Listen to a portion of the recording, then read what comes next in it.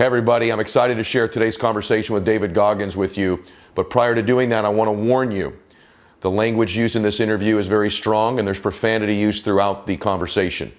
David speaks in this interview like David speaks. And so if you have children that you don't want to hear very intense language, this would not be the interview for you to listen to or watch, and you can make sure that they're out of the room or anywhere around you when they're listening to it. Or if you yourself are offended by strong language like that, I just want to warn you as a friend that maybe this isn't the interview for you.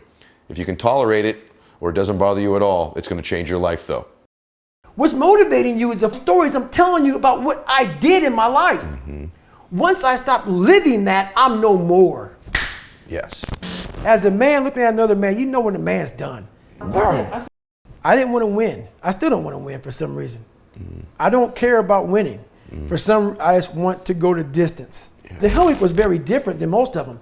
They had us on our feet the whole time. My stress fractures, I'm blown up. My legs were broken. I'm saying, how the f*** now there's no walk week, I can't heal. So what I did was I casted with duct tape. So I put the duct tape over the sock, but basically after 45 minutes, my legs would go numb. And when they go numb, you don't feel it anymore. And people say, why did you do that? It's either that or not become a Navy SEAL.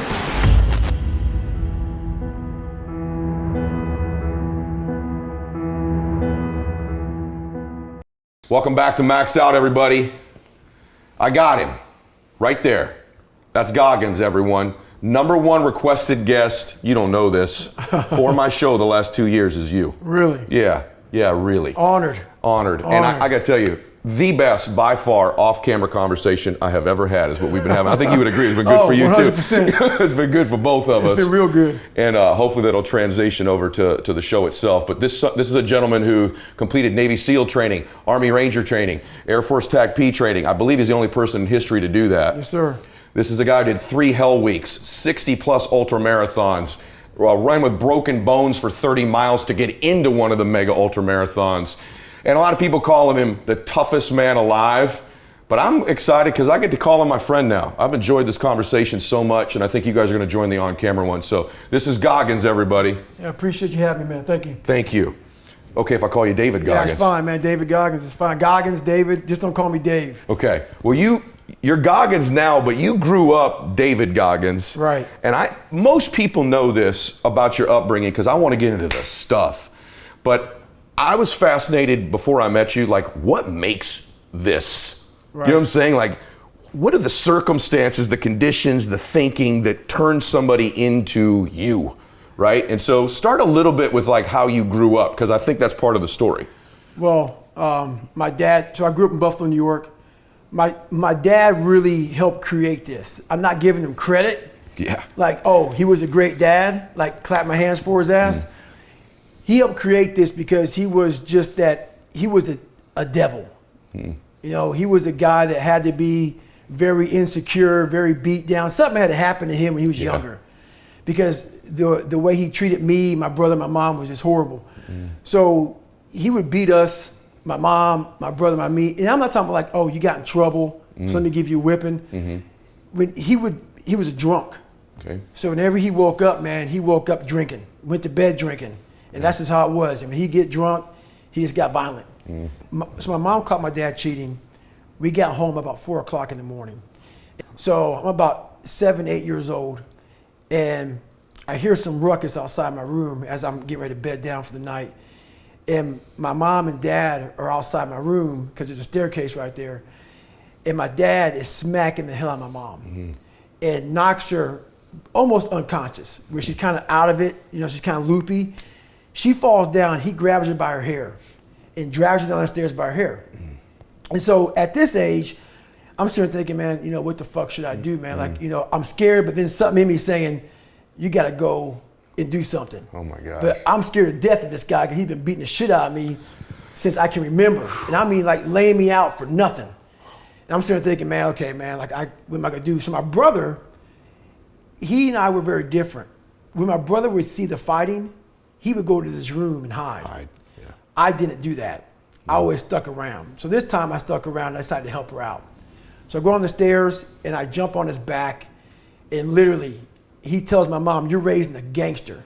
as she's like on the floor. And he's almost smiling, almost like proud.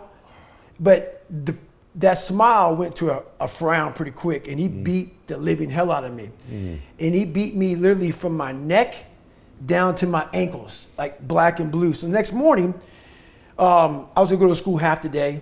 My mom woke up and she pulled the covers back. And what she saw was how bruised I was. And so when she pulled the covers back and saw how bruised I was, I'll never forget looking at her face. Because she used to write letters for me, for me and my brother to miss PE because we were so bruised up from getting beaten. Jeez. So, hey, he's sick or whatever. And so, she was lying a lot for my dad. So this particular day, she didn't write a letter. But when I laid in the bed and looked up at my mom and she pulled the covers back, I'll never forget looking at her face. And her face is tattooed in my brain. And why I say that, this past year, I got the VFW award for Americanism Award. And if you Google David Goggins VFW Award, I'm in front of 5,000 veterans. And I'm getting this amazing award. John McCain got it. And I'm up here thinking, man, I'm up here getting this award. This is amazing. It's for giving back and also having a great military career. And I could give this 6-minute long speech. And I'm up there, man, I'm talking, and I'm thanking people who helped me out. And I get to my mom, she's sitting back, she's sitting right here on stage, but behind me. And I haven't cried in 30 years. I can't even picture it. Haven't cried in 30 years, I just don't do that. And I turn around and say, and I want to thank my mom for not picking me up when I was knocked down, but teaching me how to get up. Because she never picked me up ever. And because her circumstances sucked.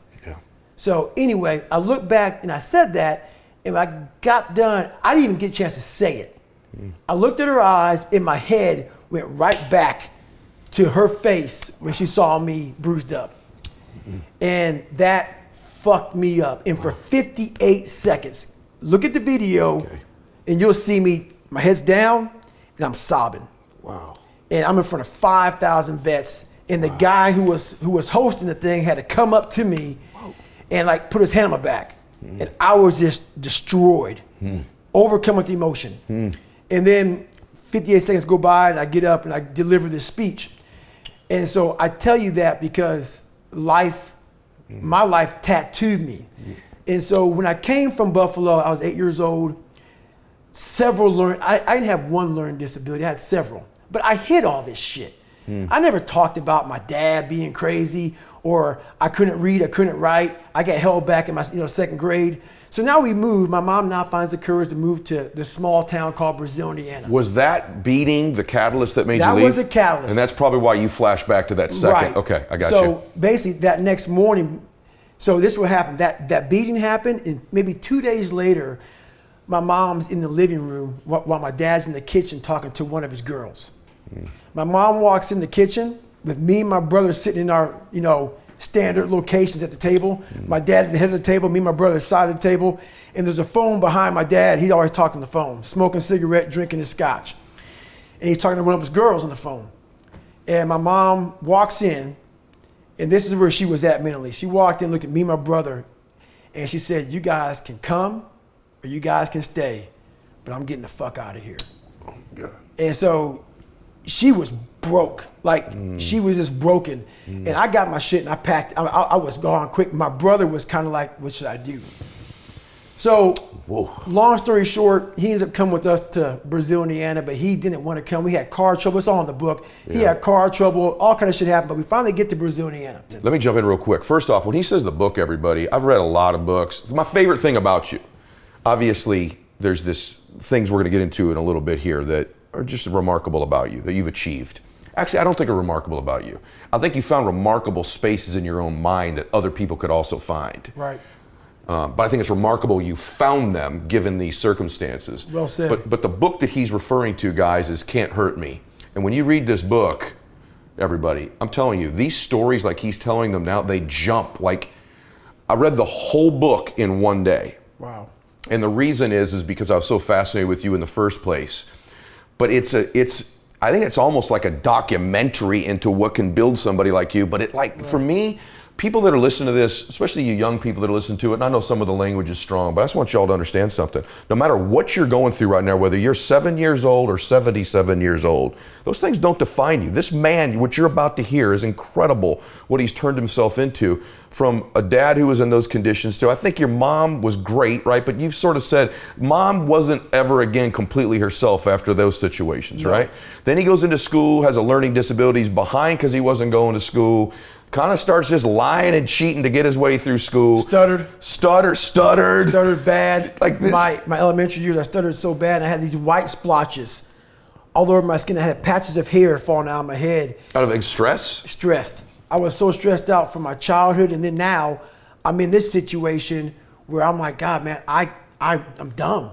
I'm not smart, and now I'm like this black kid amongst all these white people, and it just made me feel just fucked up. And my mom was working 3 jobs. We lived in a $7 a month place. She was never home, and I was like, but I didn't want to put my troubles on my mom. Before that, my soon-to-be stepdad got murdered. One incident that really shocked my mind was it was Christmas. So picture everything I talked about. This is my 7th grade year. We're about to go out for, so Christmas break's about to happen. And so here we are. We had elementary to junior high that rode our bus. And we pull up in front of the junior high school, and the bus lets out, but not yet. This kid who missed the bus, he missed the bus because he had some cookies for the bus driver. He goes over, and I tell a story because this story, it fucked me up so bad. And this kid, mom brought him to school, and I see them pull up. I'm in the back of the bus, and I'm in the very back, right by the back wheel, facing the parking lot. The parking lot is probably 20 feet wide, and 15 buses are lined up, and we all open the bus doors at the same time we all get out. So the kid, I see him, the mom yells over, "You forgot something." He obviously forgot the cookies. He goes back, gets the cookies. I look forward, the bus moves forward maybe this much. Next thing I know, I'm hearing this lady screaming, top of her lungs, pulling like at her hair, this yanking at her hair, this screaming bloody murder. And I'm looking over at the same lady that called her little boy, I'm like, what the hell? And she's looking down under my tire. And so I see these things on my window, and I don't know what they were, but they were like little spots. Oh, God. So you know how the old bus school, the buses have little things you push in, you pull the window down. I push them in, I look down, I'm looking at her, and her face, her eyes are looking right down underneath my tire. And I'm like, what the hell is she looking at? So I look down, and this kid's head was this flat, and his eyes were bugged out of his head. And I tell you that story because almost exactly a year later, the same exact time frame, the day after Christmas, my mom's soon-to-be stepdad got murdered. Oh my God. So I tried to bury that, and now my 8th grade year, he gets murdered. And so what happens, I had to bring you back here to set the tone for what happened here. I want to understand what the hell you just said. You're telling me in the 7th grade, you watched a young man get run over by the bus? I didn't see it, I saw the after effect. You saw the after of his, oh my. And so what I did, so I got off the bus, and this is what curiosity does to you. This is the dumbest thing I've done in my life. I'm walking now, so I have to go to the principal's office because I was like witness to this shit.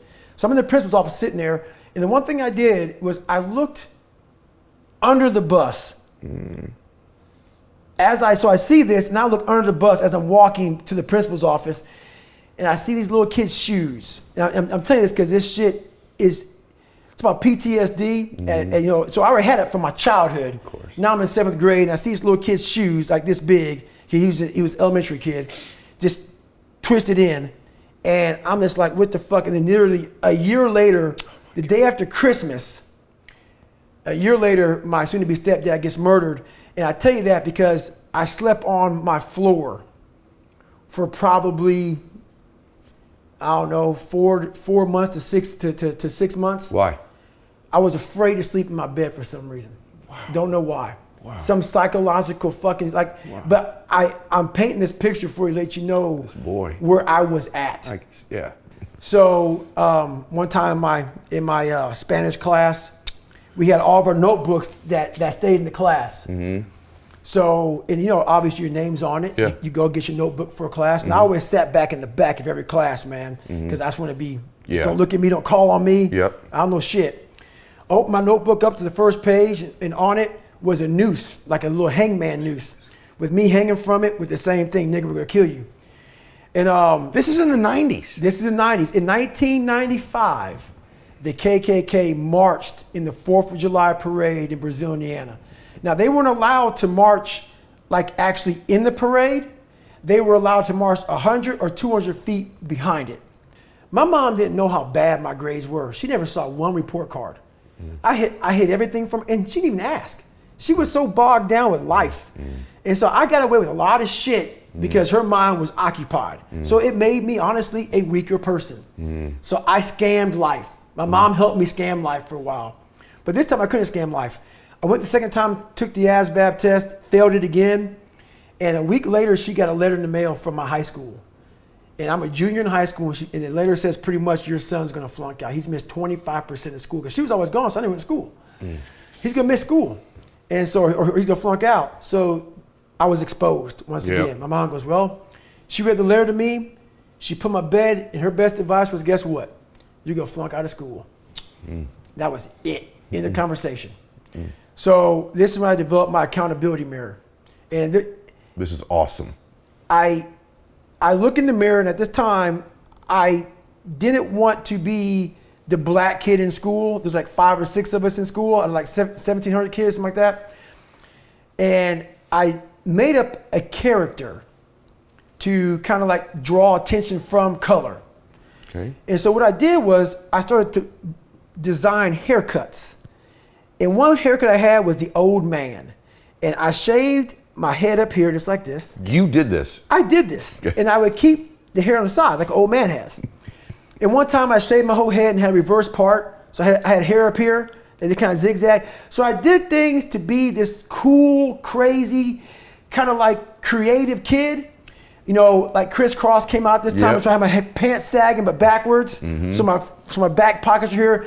I had a toothbrush. I was crazy, man. But I was a crazy cool kid in school. So I look in the fucking mirror. I see this letter. I'm fucked up, and I'm like, you know what, man? No one's coming to help me. I remember back to what my principal said. 'Cause I went to the principal when they wrote that shit on my car and in my notebook. And the best advice he can give me, God help his soul, was this: they're ignorant. They spell nigger Niger. God. And so but honestly, I talked to the guy as I wrote my book, and I have nothing wrong with Principal Freeman. I actually interviewed him for the book, and he was happy to interview. He's a good man. What the fuck you could tell some black kid, you're a white guy in white society, we could tell me. You could shut down the fucking school and have a fucking damn. So I started talking to myself this way in this mirror. What the fuck is Principal? Because at that time, like, this is the best you can fucking do, Principal Freeman? That was my mind then, but in this mirror, it wasn't my mom, it wasn't Principal Freeman, it wasn't my dad, it was me. Because when nobody coming back to fucking help David Goggins, that was my mindset now. And so with my non-spelling ass, I started getting these sticky notes and writing, you're fucked up. And my mom wakes up like, what is wrong with you? I go, man, I have to change because I can't stay here. I can't, I looked at myself in the mirror and I was defeated. I go, look at myself. I'm like, who am I? So I'm defeated in this mirror, and I'm like, okay, I'm changing. I said, Mom, can we please get a tutor? So we can only afford $15 a week for a tutor. So I have 4 hours a month. 4 hours a month. I had a 4th grade reading level, man. 4 hours a month for 6 months. That's all I had. So this tutor did one thing for me, very big. Wish I could remember her damn name. But basically, she saw that I was slow. Very slow, and couldn't retain shit. And I think she was joking. She goes, you're gonna have to write down everything 1,000 times for you remember this. I took it as okay. Literally. Roger that. Okay. So I literally went to the store and I bought these spiral notebooks. And I started literally writing down, let's say it's a math equation, the same fucking math equation. Over and over and over and over again. When it came to a paragraph comprehension, I couldn't read the fucking paragraph and then remember it.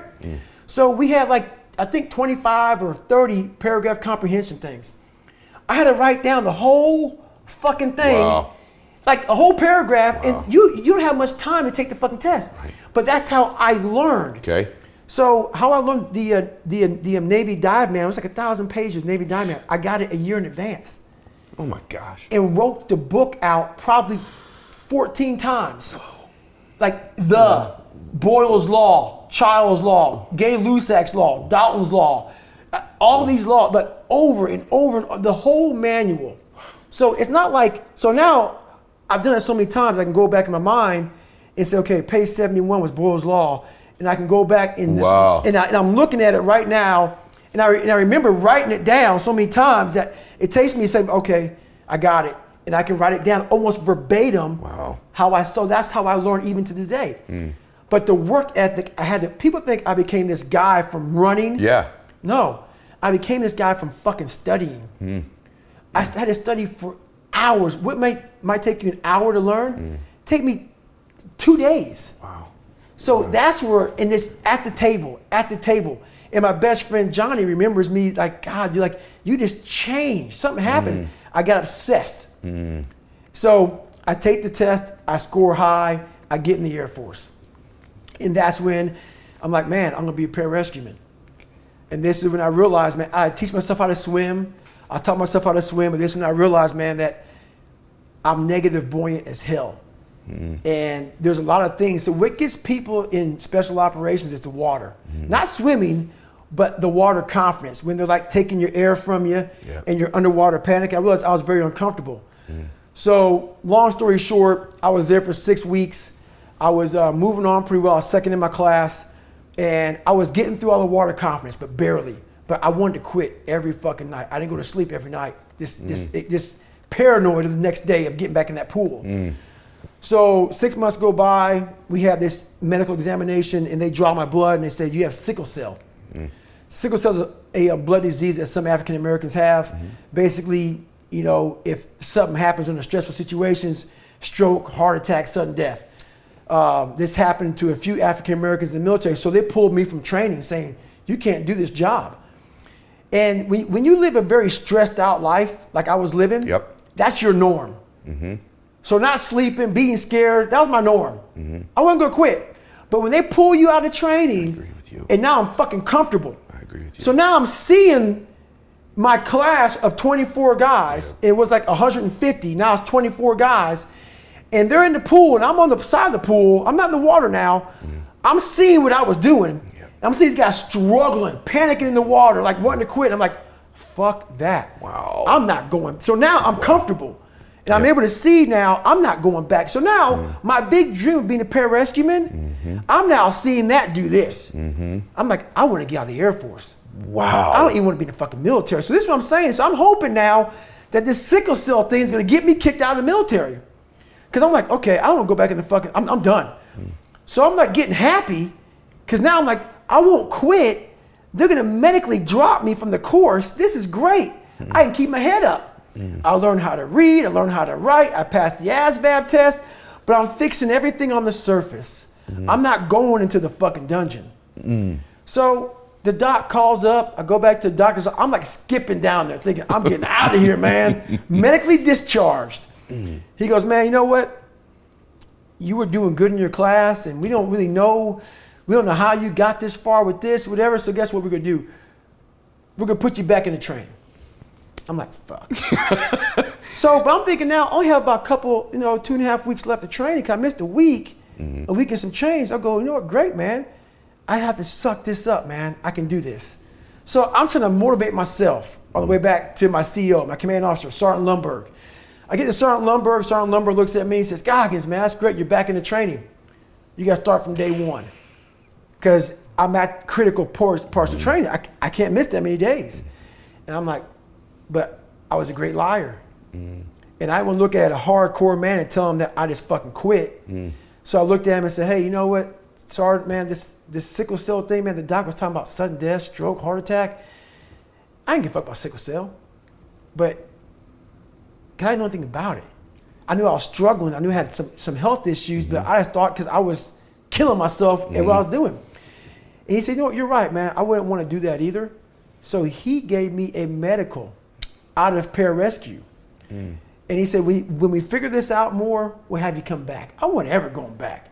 I'm like, I'm never getting back in the fucking water again. But I was able to leave on a medical. But I quit. You quit. Why do you admit it? Why do you tell this story? I have to. Because everybody thinks I'm the world's toughest motherfucker that ever lived. And I might be somewhere about that now, but that's where I was. And I tell the story because if I just talk about I broke the pull-up record, I did all these fucking races, I went through SEAL training, I was in 3 Hell Weeks, Ranger School. If I talk about all the badassery, like we like to do on social fucking media, and I don't tell you that I was a fucked up kid, and I was scared as shit, and I was depressed and insecure, and all this shit, what good am I for anybody? Right. I'm a superhero, but I'm a liar. I'm that now, but I wasn't born that. Yeah. I had to make myself into this shit. It's amazing to me that this, you won't accept it this way, but like this military icon, but not really like a social icon too. Like when people aspire to be tough and mentally tough, I mean, there are UFC fighters that when they win fights now, quote you in their post-conference interviews. I don't even know if you know that or not, but like I'll watch it. They're like, Goggins says, seriously. So that guy kind of bullshits his way out of the military. Right. Like that's staggering. And then that guy, if you don't mind me jumping ahead a little bit, good? Then that guy ends up kind of living in an apartment, gains a ton of weight, gets up to almost 300 pounds, killing cockroaches as an exterminator. This is just crazy where we're going to go right now. And then where we're going to go after that's even more bananas. But go ahead, jump back. So what's funny though, so I get out of pararescue, so I go to a job called TACP. Just real quick about that. It's a great fucking job, one of the best jobs in the military, but I'm all poopy past now 'cause I'm not a pararescueman. So I'm thinking TACP, some weak ass motherfuckers. Right. TACP. Right. Del Toro. Is one of the best fucking jobs in the world. But my mind, once again, has me shackled. And I'm thinking I'm not a pararescueman. So I'm like, TACP was a great job. I had great friends in it, and I did it pretty well. But I could have been so much better. My mind was once again hijacking me.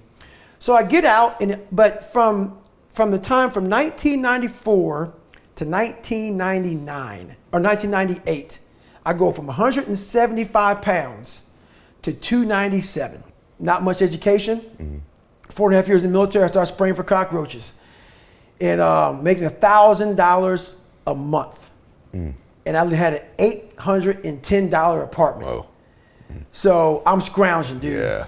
And so my life is hard. And but fuck it, I'm spraying for cockroaches from 11 o'clock at night to 7 o'clock in the morning, and that's my life. But once again, man, you can't lie to yourself. I can lie to you, and I can lie to everybody else, and I was great at it. But buddy, every fucking day in that dirty mirror, that accountability mirror was no more. Fuck that accountability mirror, let's just fucking shave my head and go to work. But I saw my reflection every day. But I really didn't know how fat I was. I didn't really want to look at myself. But I was haunted.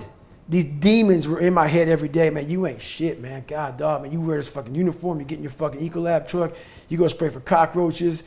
You fucking go in the kitchens. You eat your fucking brownies and shit in the back kitchen. You make shakes and shit while you're in there, man. I was like, fuck, man. So I come home, and I never forget it. I used to spray down Steak and Shake. My last stop at about 6:30 at night. Or 6:30 in the morning. I spray down Steak and Shake, and they had this big, large shake. They gave me this special cup. And they just dumped the fucking chocolate milkshake in there, and I go across the street to 7-Eleven. I had a 45-minute commute home. And I'd go over to 7-Eleven and get these chocolate donuts, like the mini Hostess donuts. And I was popping them like fucking Tic Tacs, dude. It was like I'd eat it, I just fucking pop it, boom. This be driving, listening to the radio, popping them like Tic Tacs, drinking the shake.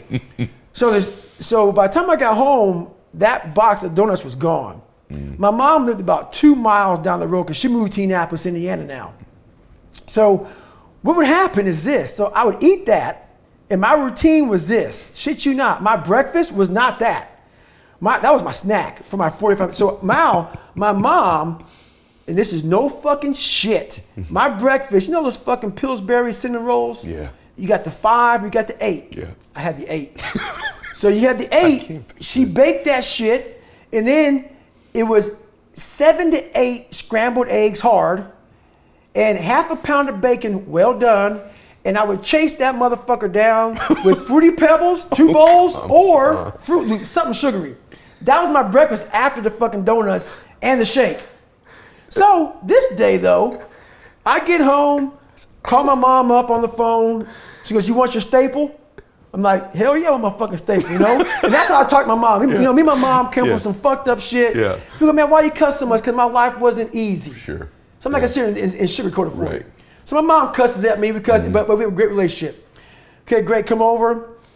And so at this time, my routine was to come home, turn the TV on, listen to the TV, like blare it. Because like literally, I had this big living room and my shower was like back down the hallway. So I turned the TV on and like blare the TV and kind of like listen to it a little bit as I showered. I'm hearing Navy SEAL. Heard about him, knew about him, but now I want to come out and see what they're fucking talking about. 'Cause I heard World's Toughest. So I come out and watch this documentary. I come out, I basically, I had my towel and I had my shake down on the counter. I have this little fucking TV in this huge living room. So I'm looking at the TV and I'm leaning forward and I'm watching this shit. And it pretty much goes through first phase, second phase, and third phase, but they concentrate on Hell Week. Okay. But all I saw was the Pacific Ocean. Right, water again. Dude, I saw nothing but water. More water than pararescue. And these guys are like going from this big class to this, it shows them quitting. And I see nothing but this jackhammer. Guys, snot bubbles and just rolling around, sugar cookies, in and out of the surf. And carrying these boats and logs. I'm like, fuck that, man. That shit looks evil. But guys, as they quit, I saw like their soul leaving their bodies almost on screen because this look came over them. And I imagined, I remember myself back in pararescue training, I bet that's how I fucking looked in front of that fucking Sergeant Lundberg. And I bet he could see in my eyes that I was basically quitting.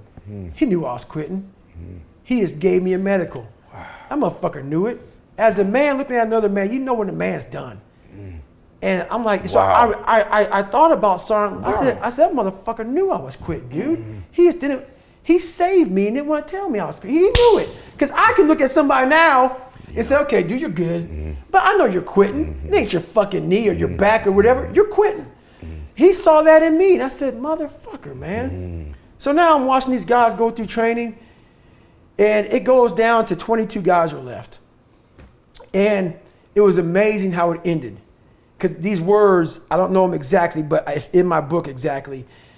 And this commanding officer's at graduation, and these 22 guys graduate buds, SEAL training.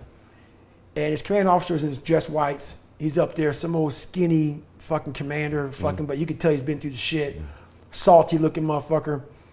And he's looking hard, and his speech was amazing. He goes, "We live in a society where mediocrity is often rewarded."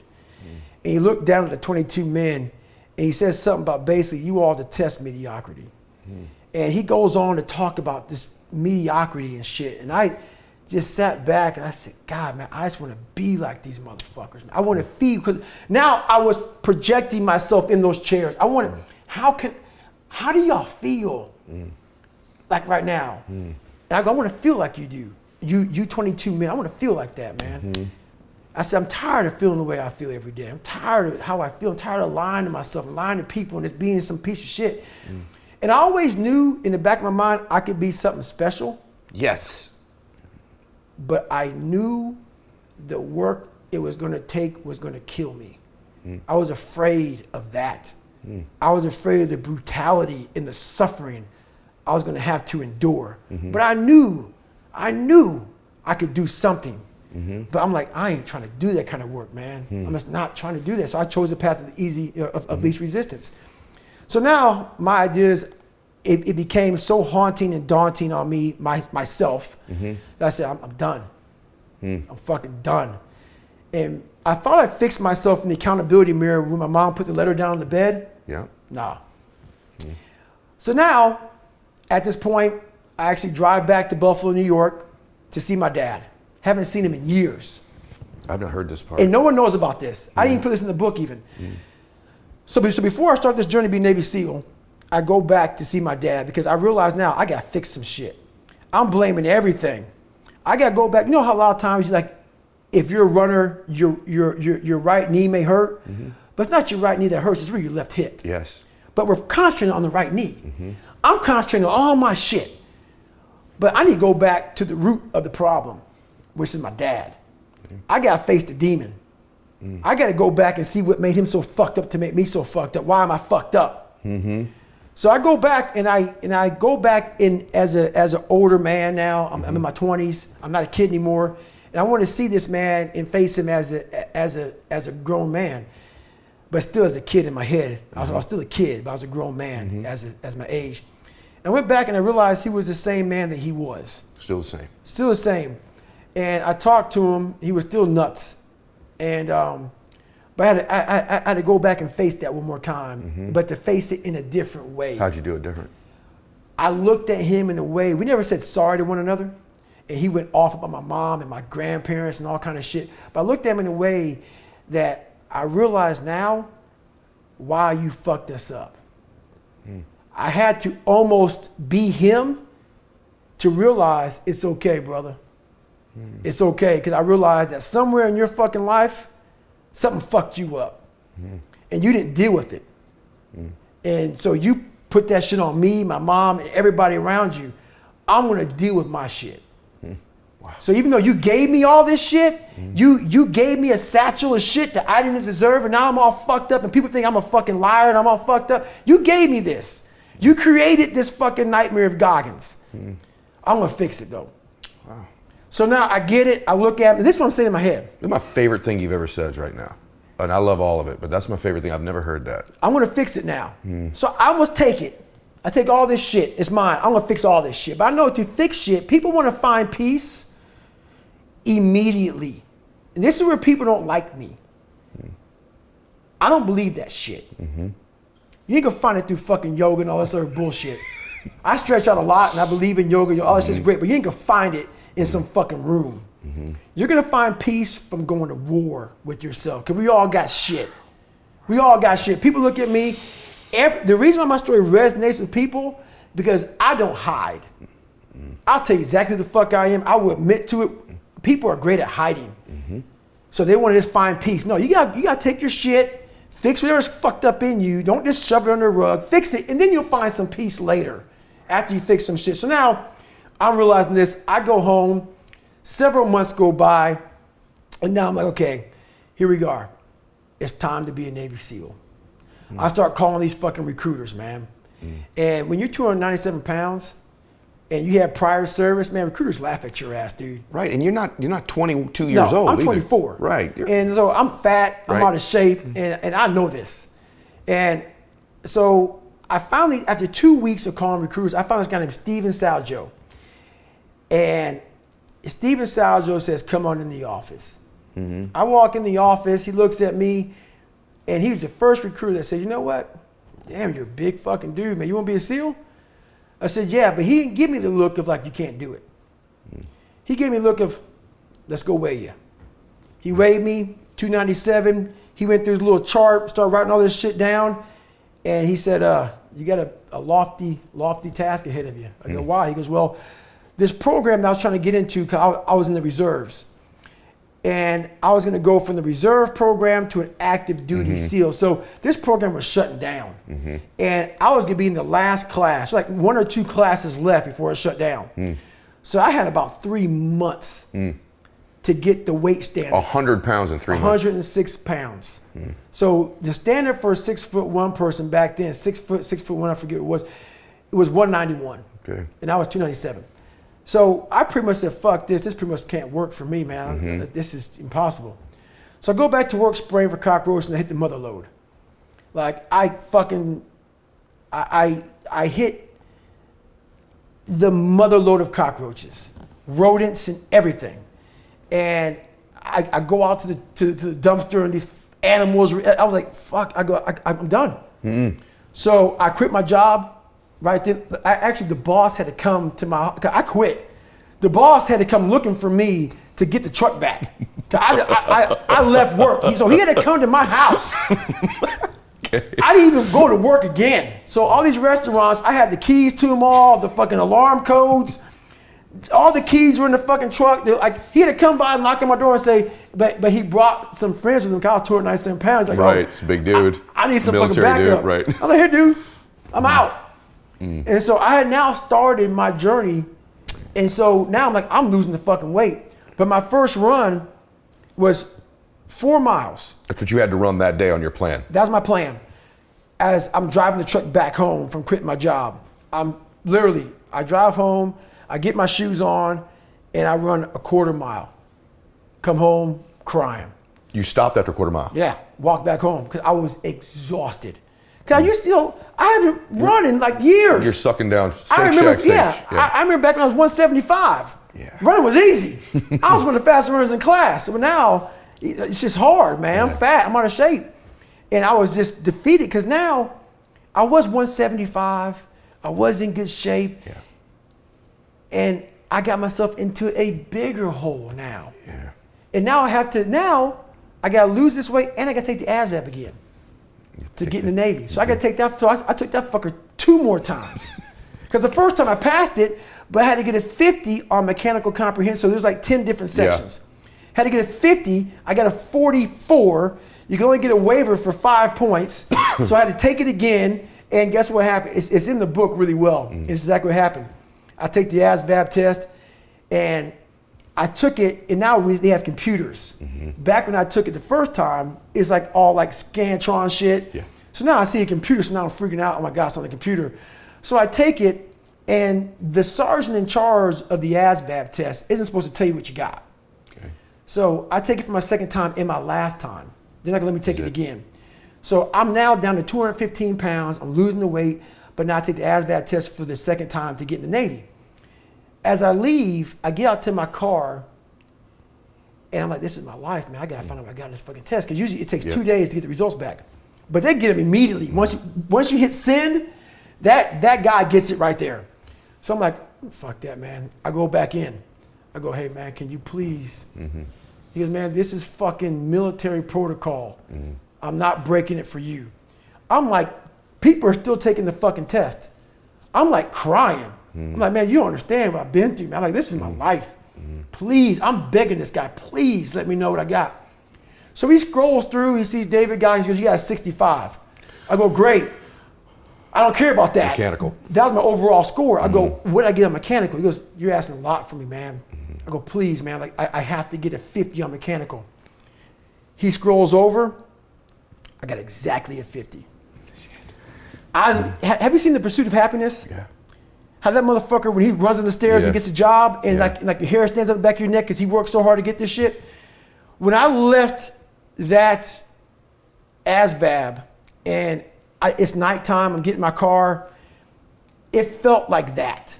Did it? Something came over, it felt like I truly accomplished, even though I passed it before, but now I know I'm all in. That's good for me to hear, for people to hear, because I have a hard time picturing you celebrating anything. And so that's good to hear that something that, of all the things you've accomplished, you celebrated that. You know what's funny?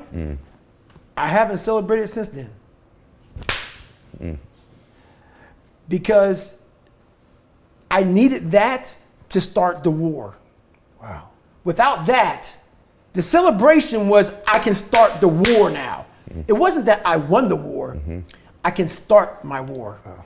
That's what made me, that's why I haven't celebrated since, because I'm always in that battle. Yeah. I have peace, but I'm in this battle every fucking day. Yeah.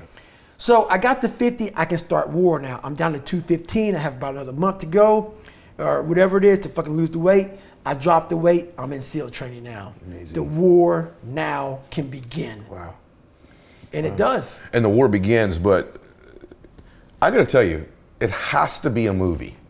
Because I'm listening to you, it has to be a movie. Like the book, by the way, the book, everybody, you have to get the book, okay? I'm telling you, I read it in a day.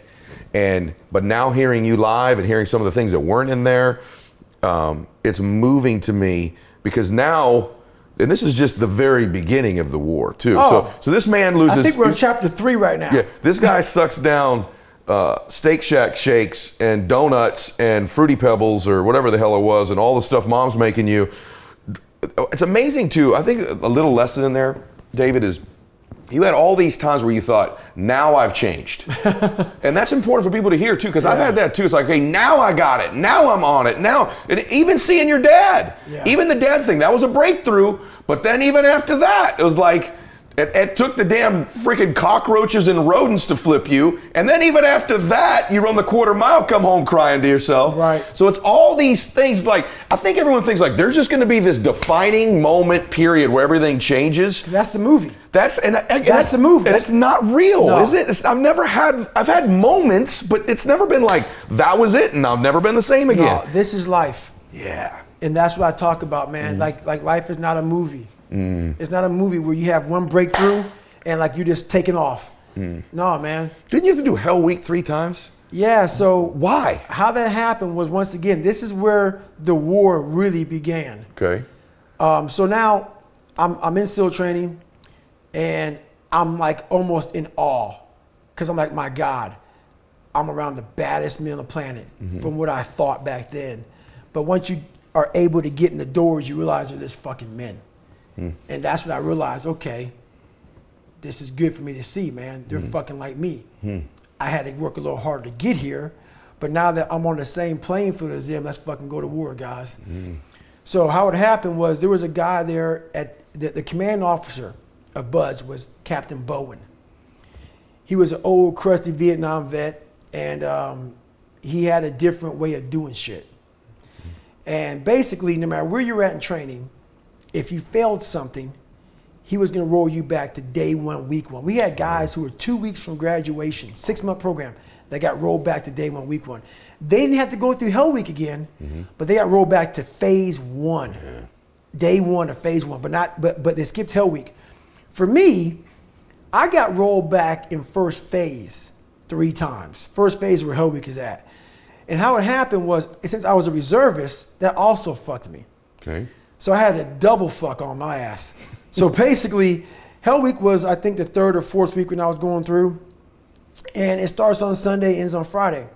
I get there, and I had fucked up shin splints, stress fractures, double pneumonia. So I get rolled back to day one, week one. And I got to start Hell Week again. I didn't complete that Hell Week. So now I get to my second class, day one, week when I'm going through. I get through Hell Week, happy as shit. But when I was in Hell Week, I actually broke my kneecap. And I'm thinking, I'm not getting rolled again, dude. And I really talk about this really good in the book, but I'll go through the highlights here. So I'm toughing it out. Like, I'm gonna go through Buds with a fucking broken knee. And my stress fractures are on fucking fire. But I'm going through. So now I have to do this, we have this knot tying test after Hell Week. And you gotta tread water. And when you're treading with a broken kneecap, and I'm negative buoyant, so I'm using everything to stay up. And you gotta go down and tie your knots. My kneecap is going in and out. And I'm like, fucking, so I talk about this in the book. So now I'm up on the pool deck and I talk about it good, whatever. But here we are now, I realize now I can't get through this. Like my knee now from that pool session is like fucking a basketball. So I realize I go back, they x-ray and say, look man, your shit's done, your patella is done. So I now go in to Captain Bowen and I don't want to get rolled again. And Captain Bowen looks at me and says, basically, we're gonna let you come back. Captain Bowen and another guy, this other guy that I don't even mention, kind of like wants me to mention him. If it wasn't for this guy, I want to miss his name so bad. You know what I'm talking about, but I want to miss his name so bad. He actually talked to him a couple months ago. This is the guy that made this happen. He broke rules, I believe, to make this happen. Okay. Because I wasn't supposed to come back for a third time. Okay. Like this is like inhumane. In 1 year, go through another Hell Week. So I'm sitting there in front of Captain Bowen, and Captain Bowen's like, look, man, we're gonna let you come back in class 235. This is class 231. With a broken kneecap, look it up, man. Like that's not a lot of time. That's what I'm thinking. So this was in May. I classed up again in January. I had stress fractures. Stress fractures don't heal that quick, man. Especially when you beat them up. So I had that much time to heal, and that's it. My last time to go through Navy SEAL training. So I come back, and I'm now in my 3rd Hell Week. We had a guy die in my 3rd Hell Week from pulmonary edema. As you know, San Diego gets fucking cold, especially in February, March. That water temperature, the Pacific is never warm. He ended up dying. So I get to, and so Hell Week ended on Thursday morning because he died. Okay. So it ended about 30 hours early. But what happened with me was, as I said, Hell Week starts on Sunday. Usually you don't swell up until about Wednesday. My body said, oh shit, man, we're back. On Monday, 24 hours into it, man, I'm the Pillsbury Doughboy. My stress fractures, I'm blown up. So I'm going through Hell Week like fucking done. But I'm like, I can't quit. It's my last time going through. I can't get rolled. So I get through Hell Week, and this is where the shit gets fucking evil, man. This is where I start to click into something. When your mind, this is this whole 40% rule shit I talk about all the time that I made up a long time ago. I started making it up through pain. Tell them what that is as you go. So basically the 40% rule is I am a strong believer that we quit. Because why? How the fuck does a 297-pound cockroach guy who quit on everything is now considered one of the baddest men on the planet? How is that possible? It means I had to change one thing, my mindset. So there's no way in hell that was in me, but that guy was in me. It wasn't like God came down here and said, hey, guess what, man? You're a fat ass, but I'm gonna now make you a badass. I'm gonna miracle this shit to be a badass. No, it was in me. I had to believe and make that belief work. And through hard work, I did that. So the 40% rule is like we have like a car. Some cars have a governor on it. And when you get to like 92 miles an hour, that car start doing this because it can't go any faster. Those cars that don't have governors on, like a fast ass whatever, Porsche or whatever, that motherfucker can bury it, gone. We have that ability in us, but we have put this governor on our minds. And you have to, the factory that put the governor on that car, the factory is now you. That put that shit on your fucking mind. You gotta take that motherfucker off. Until you take it off, you're gonna constantly get to 92 miles an hour and do this. Because you ain't gonna go no faster. As a matter of fact, you might even go slower. So basically, I started realizing this through my life, through going through all these times. So now I get through Hell Week, we ended it like 30 hours early, and now we're in Walk Week. After you get through Hell Week, you have Walk Week. And Walk Week is when you're basically just walking around to heal up your body. And I Walk Week ended early because the instructors were pissed off. A guy dies. But the instructors are mad that we didn't finish a complete Hell Week. But I already had a complete Hell Week already. Of course. Because I already gone through one already. So now I'm sitting there thinking, man, I already went through fucking 1.5 of these. Now I have like 2.5 of these motherfuckers. And now I'm getting my ass kicked because now the instructors are mad that our class didn't complete a full Hell Week and like they were like getting a pass. So they said, Roger that. They shut Walk Week down on like Tuesday. So everybody that was injured, because the Hell Week was very different than most of them, they had us on our feet the whole time, rucking, doing nothing but rucking, in and out of the water. It was brutal. So it was a much harder Hell Week than the other ones I was in. So anyway, my legs were broken. I'm sitting there thinking, how the fuck now there's no Walk Week, I can't heal. So my idea was this. I'm gonna have to leave my house early, because I lived off base. And I left early. I got to my dive cage where we had duct tape. So I put my black sock on about 4 o'clock in the morning. Put a black sock on, and what I did was I got duct tape. So you know, whenever you move your ankle, it causes your shin to hurt if you have any issue up here. So what I did was I casted with duct tape. So I put the duct tape over the sock, and so the sock kind of protected it to give it a little cushion. I duct taped it as tight as I could, and right here at the pivot point, it created a huge pressure ulcer because your ankle still wants to move. So that tape would just dig in there. So I did that every single day because my stress fractures were just killing me. So I ran pretty much for the first 45 minutes, the most excruciating pain of my life. God. And so, but basically after 45 minutes, my legs would go numb. And when they go numb, you don't feel this shit anymore. So I went through buds like this. So now, the fucked up thing about it, my gosh, man, is I get to third phase. And for some reason, man, I healed my stress fractures. Really? And to this day, I haven't had them ever since. Wow. But I literally, from running, and I'm not saying don't do this, but people go, how'd you get through it? By the time I got to third phase, which is like maybe 3.5 months later, when I went to third phase, my stress fractures were healed. That's crazy. And I ran on them. And people say, was it shin splints? No, motherfucker. I had x-rays. They were breaks in my legs. Man. So, That's and I'm not crazy. saying do that, Yeah. but because it's very painful. Well, most people aren't willing to go to a point where they get their body to the point where it gets numb. Right. That you were, right? And people say, why did you do that? Is either that or not become a Navy SEAL. Do you think, can I ask you a question about Navy SEALs? Yeah. I'm just curious. You've been to 3 hell weeks, which is just, as you hear this, it's bananas. Do you have any insight what the difference is for someone who finishes and doesn't? Because I've heard you say, I respect guys who didn't finish it too, right? So is there some separators that your ability to just go away when the pain happens? Or what is it? There's only one separator, man.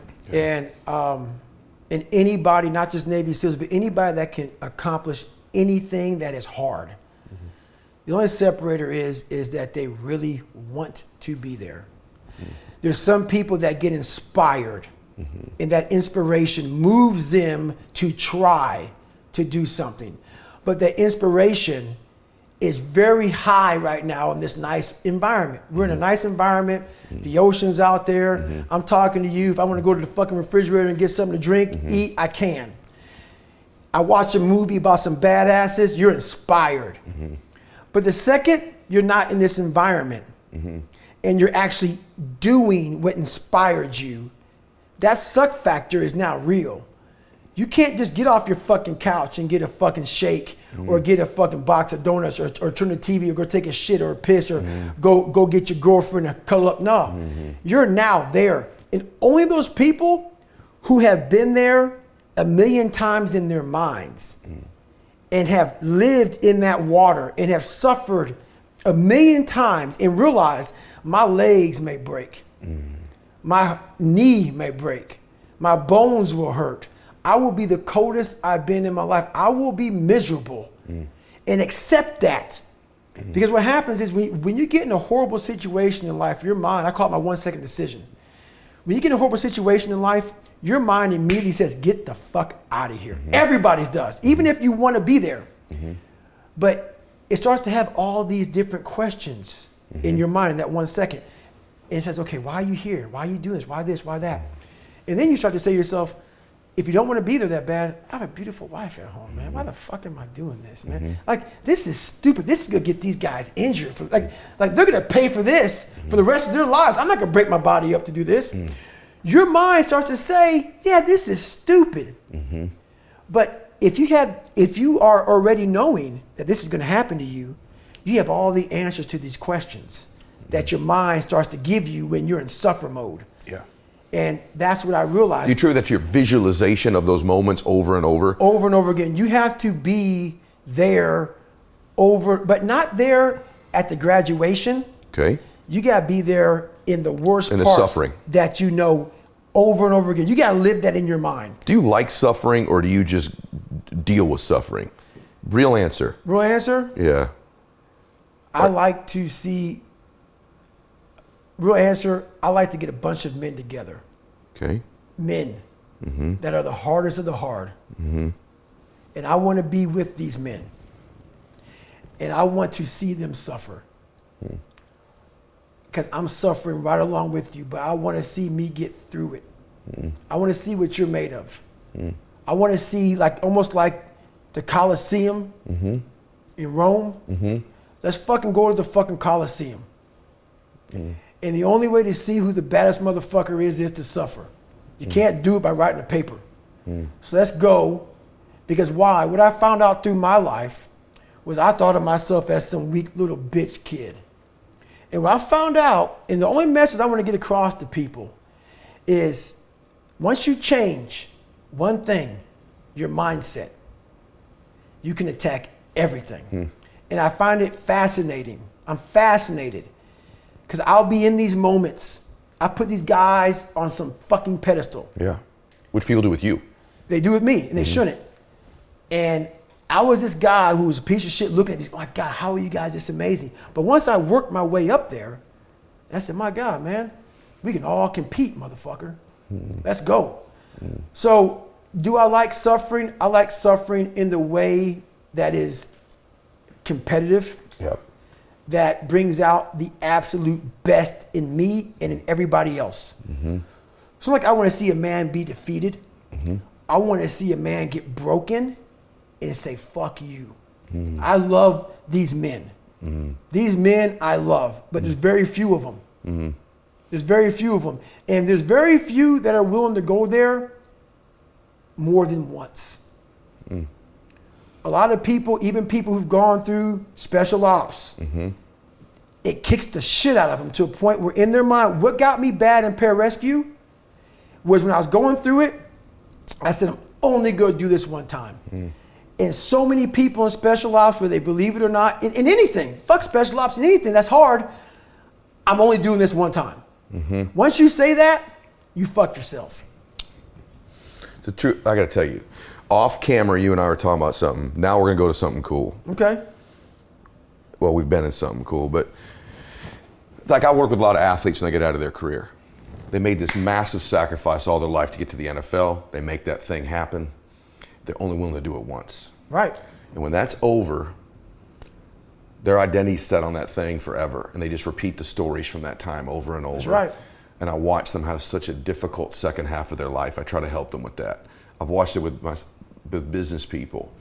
And you and I were talking off camera. So I've started to uncover with me the last couple of years that I've been on social media and teaching these things. And if you gave me that mirror test the last couple of years, right, that accountability mirror, when I look in it, I'm starting to look at a dude who used to do some crazy shit that was cool in his life, really accomplish some things.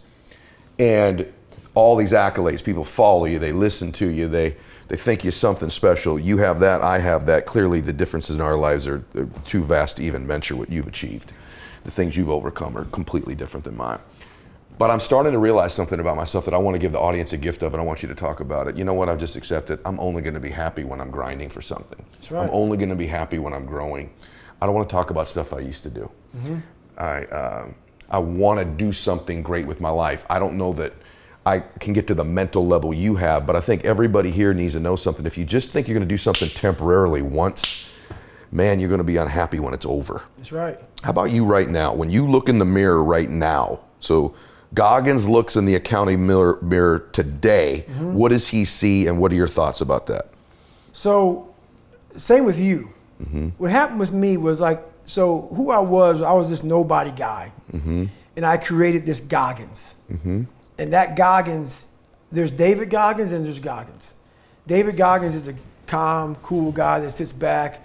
Used to be a, weak kid. Now he's just a normal guy.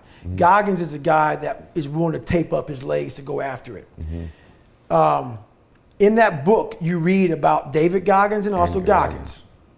What I realized in my life is that Goggins is who I love. Goggins is who I created. My dad created David Goggins. I created Goggins. So what's happening with me, and since Can't Hurt Me came out, and since I got on social media, which is why I fucking don't like social media, which is why I'm not on there very much, which is why I give people one time, I have to do me. I have to do me. So people get it fucking twisted, man. I am who I am. What's in that book is me. So now what they see is this guy who's trying to get people to get off their fucking ass. That just happened to happen, man. I didn't set out. When I set out to be a fucking SEAL and set out to go to Ranger School and all this other shit I did and break records, I didn't set out to fucking please motherfuckers. Right. I didn't set out to say, hey, pay me now. I got a great fucking story. Fuck that. And I realize now that my life has kind of gotten to a point where people know me, I have followers and whatnot. The biggest depression of my life is you get caught up into helping so many people out, and it's great, and I love that, but you lose yourself in all of that shit. Truth. It literally, and people go, man, but my God, like you're changing. I get all that shit, man. But what the fuck is motivating you in that book? What's motivating you is the fucking stories I'm telling you about what I did in my life. Once I stop living that, I'm no more. Yes. I am not the fucker that you are now being motivated from. So right now in the mirror, I now got back to Goggins. I'm now back to running 100 miles a week. I'm now back to getting the fuck. 'Cause I saw and I talk to my girl about it all the time. You travel, you speak, you all this shit. It's all fucking great and dandy for most people. I'm Goggins. What makes me is the dungeon. And yeah, and people are, well, oh my God, like they're gonna hear this, my God, you don't have any peace in your life. Don't get it fucking twisted. Weak people who hear me get all fucking poopy pants about how I talk. So be it. What changed me was I had to be hard on myself. Yep. And I have to continue to grind myself into a fine dust. Yeah. Period. Yeah. That's where I feel good. I feel like I accomplished something. If things come easy, it's not fun. I must fail at something repeatedly. It has to haunt me. And then once I complete it, I feel like I accomplished something. I don't want to set out and say, oh, there's an A. We're good. Right. It's fucking stupid. No, I want to turn it in a million times and say you fail. You fail. And I'll say, okay, roger that. And sit there and analyze what I'm doing wrong. Go to these places that people don't go to anymore because all this fucking social media shit and everything's computerized. I want to go to that dark place in my mind and say, okay, how are we going to get this done? Yep. I think the right people are happy when they're challenged by something. Like when they're pursuing something, when they're challenged, like when they're not where they could be. Right. When they're not who they could be. Right. And you and I were talking about this off camera. It's like, I just want everybody to understand this. This is from two people who are sort of in this space. We love helping people. We love making a difference. But what makes us make a difference is the pursuit of who we've been becoming, these challenges, you and all the different ways you have, and me and my way, and millions of people in their way too. Like, I don't want people to think, I just want to get to a place and cool it. Because if you get to that place and cool it, I think you're going to be miserable. You've got to still find somewhere. And I want to kind of go in your head a little bit because I've not lived this and very few people have lived this. I want to take you back there for a minute, and then at the end I'm going to ask you what that thing looks like next for you. Okay. But so this whole thing that you did, you get out. I can't cover the whole military thing because I want them to read the book, right? But then you're like, hey, you really never done any of this before, but this is sort of the formula of what we're talking about. Then the military thing ends, and then you're like, yeah, I'm gonna go run. I'm gonna do the Badwater 135. My cardio was 20 minutes every Sunday on the elliptical trainer. Okay. That was it. That is it. So I'm looking at all these different races, and one comes up, number one, the hardest race in the world, Badwater 135. 135-mile race through Death Valley. I'm like, that sounds fucking nuts. But it didn't describe that it was a couple day race. I'm thinking, okay, that has to be like a fucking 7-day race. Because I don't know people who run like that. So I end up calling Chris Kosman up. Chris Kosman is the race director of Badwater. And he lives out here in California. He's like, hey, man. I'm like, hey, Chris. I call him up in the first conversation. I actually have all the emails in my book for me, him going back. He's a fucking stickler, man, to tell you that. So I call him up. I say, hey, man, I'm going to do this race. He's like, have you ever run 100 miles before? I'm like, no. He goes, well, to get my race, you have to do a 100-mile race. And you got to do 100 miles in 24 hours or less. There was only 2 more races I could do before the deadline dropped. And so I'm like, he goes, you live in San Diego, right? I'm like, yeah. This was Wednesday. I call him up on a Wednesday morning. He goes, well, there's a race on Saturday. And it's called the San Diego One Day at Hospitality Point in San Diego, where you run around a 1-mile track for 24 hours and see how many miles you can get. So I'm like, fuck it, man. This guy's kind of calling me out. I'm going to get this shit done. I'm a SEAL. I'm a badass. Been through Ranger School and shit. I got this. Hardest thing I did in my entire life, dude, was this one race. So I go. Harder than getting through? Hell yeah. Wow. I was not prepared at all. So I go. I sign up for the race. I show up. I'm this big bodybuilder looking guy. Shirt off, black hat on, and I set out. So every mile, I'm gonna see this blue lawn chair. I had Ritz crackers and Mylett. That was my fucking nutrition, man. No water, no nothing. Just no water? No. Ritz crackers and Mylett, dude. Come on. I fucking, cause I never drink water on runs and shit. I fucking didn't know about all this shit. So I go out there and I'm running. I get through 50 miles. I'm gonna cut to the chase because I detail it really well in the book. I get going. I sit down at mile 70. And buddy, I hadn't sat down yet. I sit down and everything falls the fuck apart. Literally, man, I'm like peeing blood down my leg. I have some crap coming out of me, and I got 30 fucking miles to go. And I'm in the worst shape of my entire life. And so I won't get too deep into it, man, but I end up going back through my cookie jar, and I talk about, you know, my cookie jar is basically something I invented about. We forget how badass we are when we're suffering, because our mind just stays right there in suffering. The cookie jar is a reminder. You know how your mom used to have the cookie jar. You don't know what kind of cookie you're gonna get, but it may be oatmeal raisin, maybe a chocolate chip meat, because you know she's dumps them in that motherfucker. You just grab one and go. Yeah. So my cookie jars, the things I've accomplished, failed at, didn't fail at, just kept on grinding through. So I take this 1 second, I calm down, so I realize, okay, man, I got to be able to just stand up first, come all dizzy and lightheaded. And I go through this process.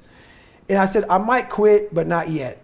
I go, this is the worst shit in my life. So I said I might quit because when you're not going to quit something, you got 30 miles to go, your mind's spazzing. Like, I'm fucked up. Like 30 miles is a long way to go, just fresh. I've already gone 70, I'm in the worst shape of my life. I'm like, okay, so I'm giving my mind some space.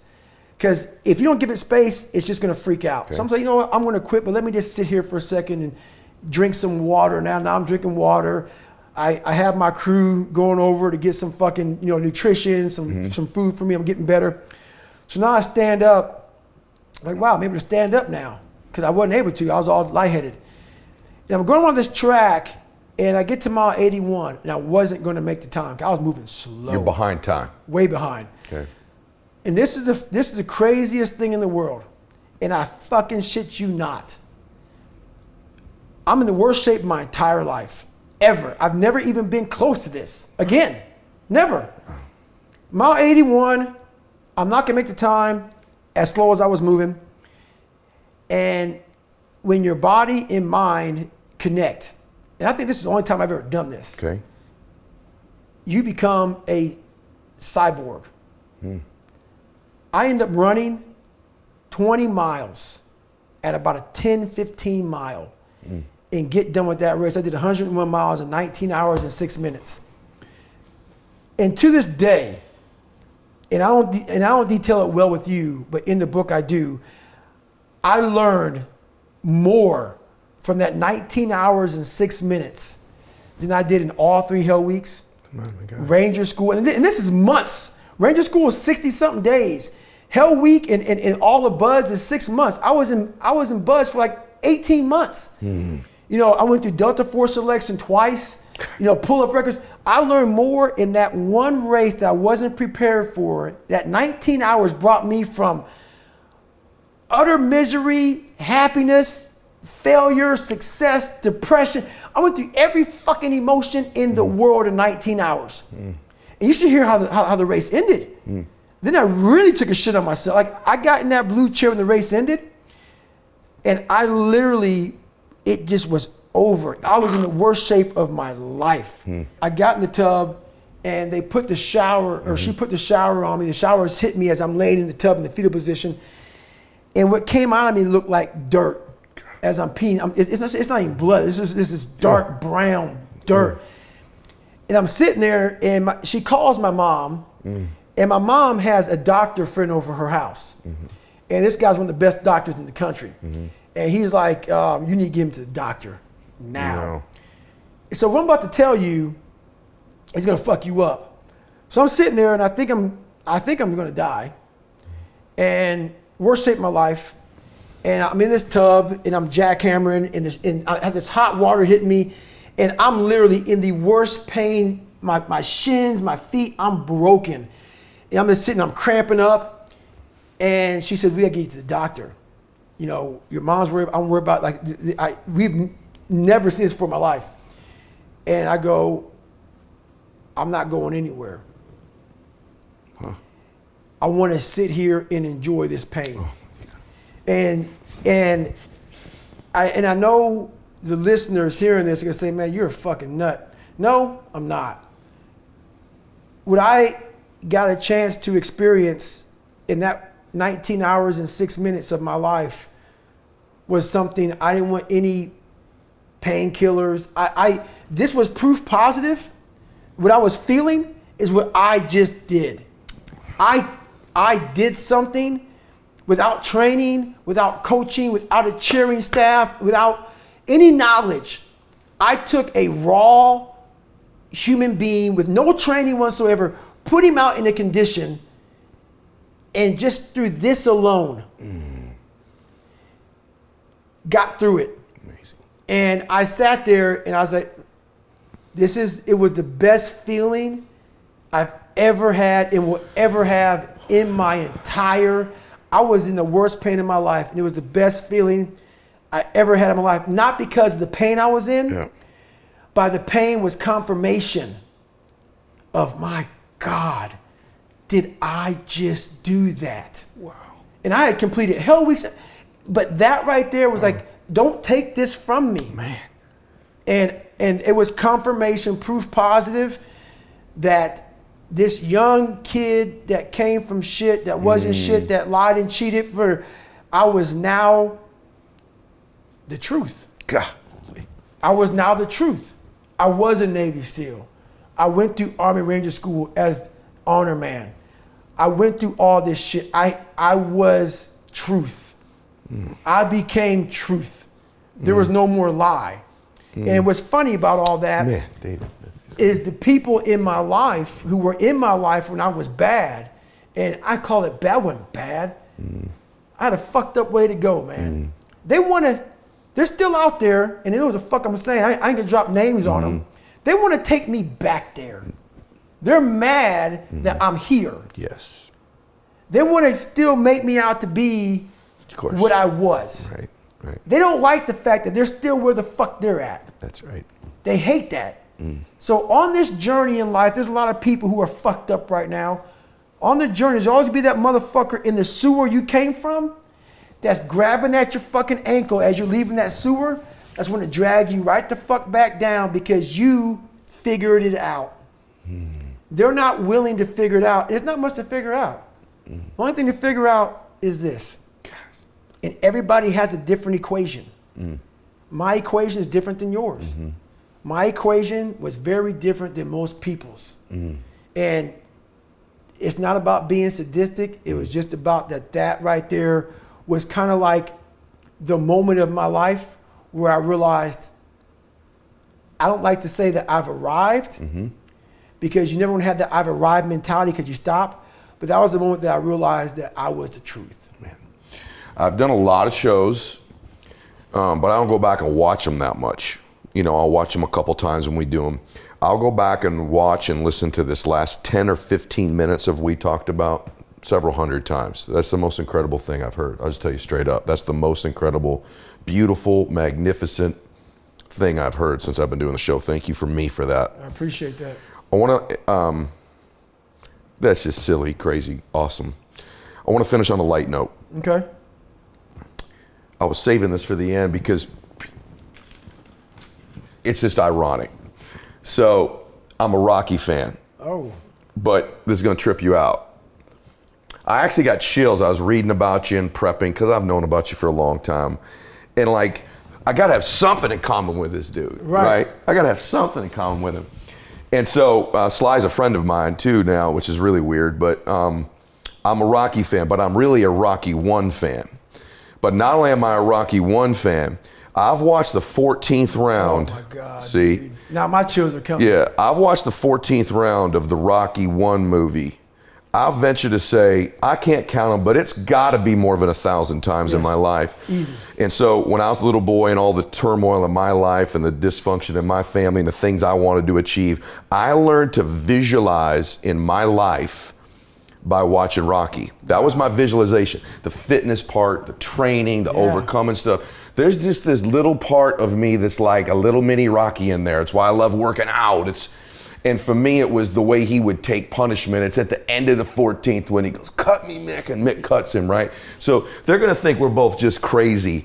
But what have you watched that a couple times? And what did it do for you? I just wanna finish on this because like, this taught me to visualize and dream. There were no, my family's not like yours, but there's no dreaming or visualizations or motivation or go do something special. There was nothing like that in my house. I had Rocky, and mainly Rocky 1. I love them all, but like the Rocky 3, running on the beach scene, all that. But Rocky 1, 14th round at least 1,000 times. What about you? No shit, at least 20,000 times. Why is that? Yes.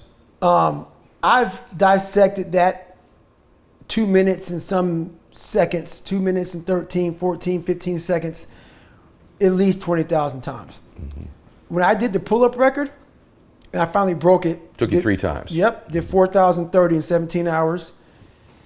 I listened to one song for 17 hours, and it was going the distance. Oh my God. 2 minutes and 13 something, 14 seconds. On a loop. On a loop. But first, this guy named Nandor, he kept playing out loud for everybody. And I brought my own little iPad. I don't ever listen to music, but I was failing so many times at this record, I had to go to that place. So I said, you know what, I don't want to bore you all anymore with this same song, because I had a crew of people there filming it, you know, because it had to be documented. So I didn't want them to be there for 17 hours listening to the same song, kind of it boring. So I put it in my ears, listened the whole time. But I'm going to go a step further.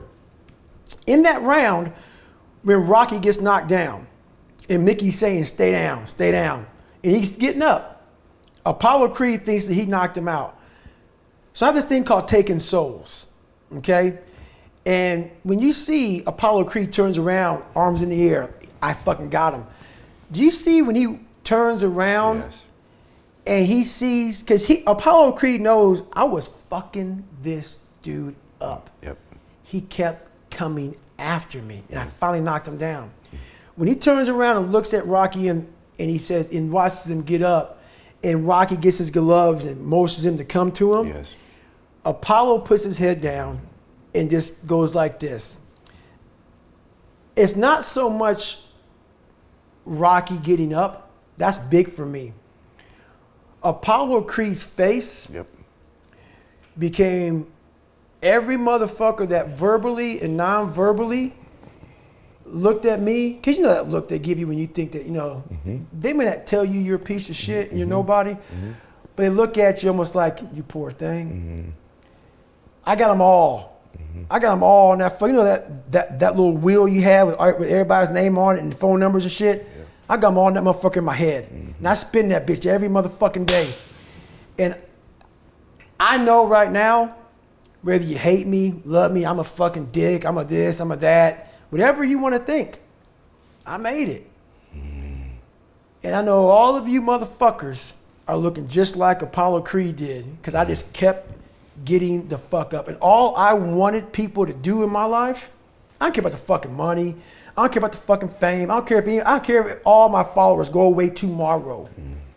I wanted a lot of people that doubted me to look like Apollo Creed did in that 14th round, because I got back up repeatedly.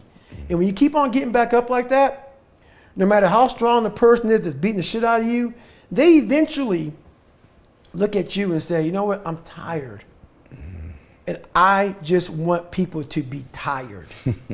Just be tired. I want to make you tired, because I just continue. So that's what that movie did to me. That movie changed how I looked at life. Me too. It did. Me too. I'm blown away, because the part of the scene, thank you, the part of the scene, anybody that knows me real well, all my life I wanted people to give me that. He gives them that, like, what are you? What the hell?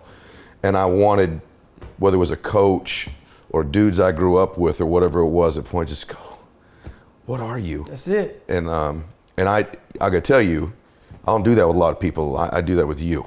I appreciate and I that. have a tremendous amount of respect for you. Thank you. And I'm proud to know you now. Well, I really appreciate that. And I didn't want to win. I still don't want to win for some reason. I don't care about winning. For some, I just want to go the distance. Yeah. And that's a true story, man. And so it's a powerful movie, man. But thank you for your kind words and what you said. I'm very humbled by that. Yeah, I'm looking forward to seeing what the next thing is for you.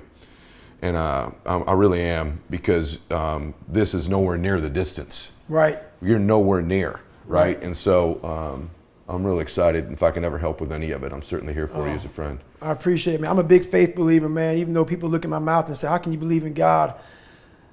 I'm sorry, man. We live on earth. And sometimes life is fucking hard. Sure It don't mean you don't believe in shit. But I know for a fact, as fucked up as my life has been, to be where I'm at today, there's obviously more. I'm obviously a fucking messenger of some sort because I don't fit the mold, man. Yeah. I'm obviously a messenger, so. All your life's been preparing you for this moment. I'm excited for the next one. I believe that. Thank you for today. Thank you, man. I appreciate it. Pleasure meeting you. Thank you. Everybody, I don't have any words. You heard it or saw it, and so I know your life was moved. You know, all I ask you to do is share this show with somebody that you care about, somebody you believe in, somebody that you want to see win. Reminder every day, on Instagram, we run the Max Out 2-minute drill. You get a chance to engage with me. There's 3 ways to win. You make a comment on a post, you make a comment on a comment, or you post it. You make a comment at any time of day. You win coaching calls with me, my guests, ride on the jet, gear, tickets to see me speak, whatever you want. I want to engage with you closer. Please do that. God bless you and continue to max out your life. Hey guys, thanks for sticking around. If you'd like more, click the videos right here. They're exactly what you need to see next. And if you're new here, hit subscribe and become a part of the Max Out community. And tell me what you think about the videos in the comments below. I read all of them every week, and I select winners that get all kinds of prizes, gear, coaching calls with me. Make a comment.